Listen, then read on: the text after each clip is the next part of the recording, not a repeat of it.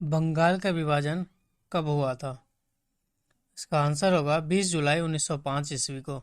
Lord Curzon ने बंगाल विभाजन के निर्णय की घोषणा कर दी थी। 20 जुलाई 1905 को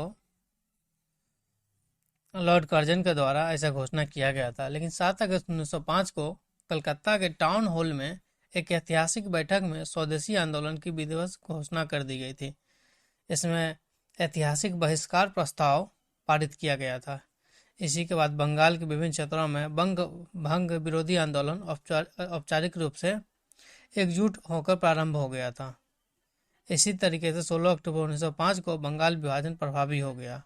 इसी दिन पूरे बंगाल में शोक दिवस के रूप में मनाया गया था। बंगाल विभाजन के विरोध में स्वदेशी आंदोलन की घोषणा कब की गई थी? 7 अगस्त 1905 ईस्वी को कोलकाता के टाउन हॉल में। बंगाल के विभाजन के समय बंगाल का लेफ्टिनेंट गवर्नर कौन था? Sir Andrews Fraser. Sir Andrews Fraser भारतीय सिविल सेवा के अधिकारी थे। इन्होंने वर्ष 1903 से 1908 तक बंगाल के लेफ्टिनेंट गवर्नर के रूप में अपनी सेवाएं दी थी। बंगाल विभाजन की योजना में उनकी महत्वपूर्ण भूमिका रही थी। क्वेश्चन नंबर 4, निम्नलिखित में से किसने बंगाल के विभाजन के विरोध में हुए आंदोलन का नेतृत्व किया था?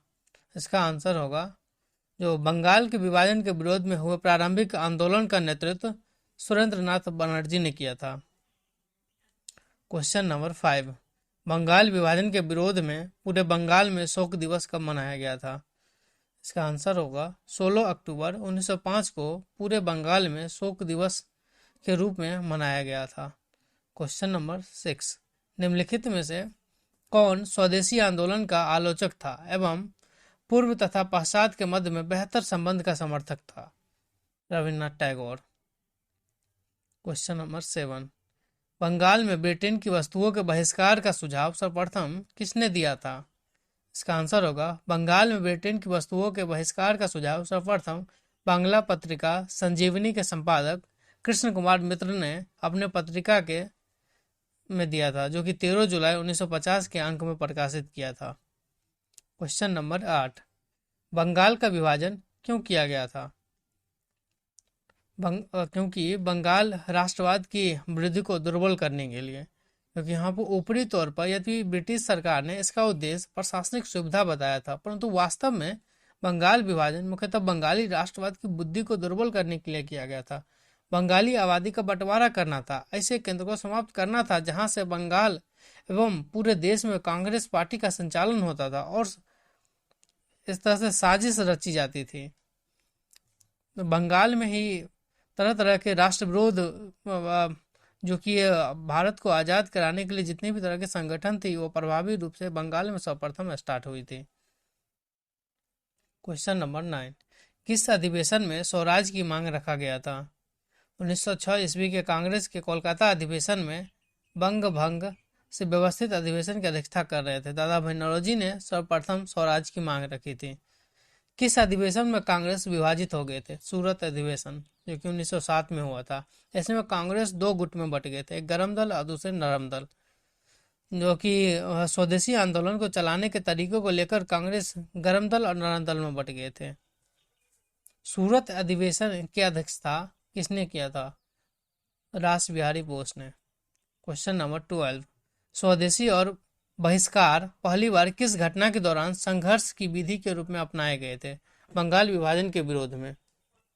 स्वदेशी आंदोलन के प्रारंभ का तत्कालीन कारण बंगाल विभाजन था। इस अवधारणा के मुख्य प्रस्तुतकर्ता अरविंद घोष, लोकमान्य तिलक, गंगाधर तिलक, बिपिन चंद्र पाल तथा लाला लाजपत राय थे। ये लोग स्वदेशी आंदोलन को पूरे देश में लागू करना चाहते थे, किंतु उदारवादी गुट इसके विरुद्ध में थे। किस आंदोलन के समय रविन्द्रनाथ ठाकुर ने अपना प्रसिद्ध गीत आमार सोनार बांग्ला लिखा था? स्वदेशी आंदोलन के समय। क्वेश्चन नंबर 14, बंगाल 1905 ईस्वी में विभाजित हुआ, जिसके विरोध के फलस्वरूप यह दोबारा फिर से क्यों विभाजित किया गया? 1911 ईस्वी में, दोबारा 1911 ईस्वी में विभाजित किया गया था। इसका मेन रीजन था दिसंबर 1911 में ब्रिटिश सम्राट जॉर्ज पंचम और महारानी मेरी के भारत आगमन पर उनके स्वागत हेतु दिल्ली में एक दरबार का आयोजन किया गया था।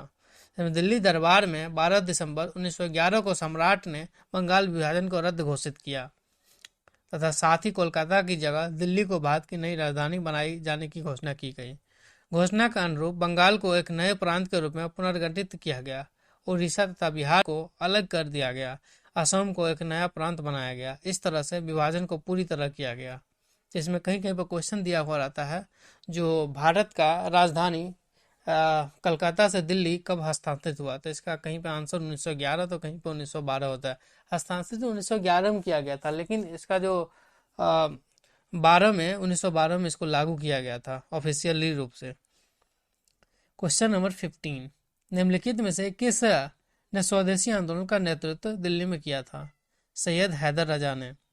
बंगाल में प्रारंभ हुए स्वदेशी आंदोलन का लोकमान्य तिलक ने सारे देश में, विशेषकर मुंबई और पुणे में, और अजीत सिंह एवं लाला लाजपत राय ने पंजाब में और उत्तर प्रदेश में, सैयद हैदर राजा ने दिल्ली में तथा चिदम्बरम मद्रास प्रेसिडेंसी में नेतृत्व किया था। क्वेश्चन नंबर 16, किस आंदोलन के दौरान वंदे मातरम भारतीय राष्ट्रीय आंदोलन का शीर्षक गीत बना? स्वदेशी आंदोलन के दौरान। स्वदेशी आंदोलन के दौरान 16 अक्टूबर 1905 का दिन पूरे बंगाल में शोक दिवस के रूप में मनाया गया। घरों में चूल्हा नहीं जला, लोगों ने उपवास रखा और कोलकाता में हड़ताल घोषित कर दी थी। जनता ने जुलूस निकाला। सवेरे सवेरे लोगों ने गंगा स्नान किया और फिर सड़कों पर वंदे मातरम गाते हुए प्रदर्शन करने लगे। वंदे मातरम इस आंदोलन का शीर्षक गीत बना। लोगों ने एक दूसरे के हाथ पर राखियां बांधी, यह जताने के लिए कि बंगाल को बांटकर अंग्रेज उनकी एकता में दरार नहीं डाल सकते हैं। क्वेश्चन नंबर 17, बाल गंगाधर तिलक को भारतीय असंतोष का जनक कौन कहा था? वैलेंटाइन सिराले ने, जो कि एक अंग्रेज थे। मुस्लिम लीग की स्थापना कब हुई थी? 30 दिसंबर 1906 ईस्वी को बंगाल में ढाका में मुस्लिम लीग की स्थापना हुई। इसके संस्थापक नवाब सलीमुल्लाह खां थे।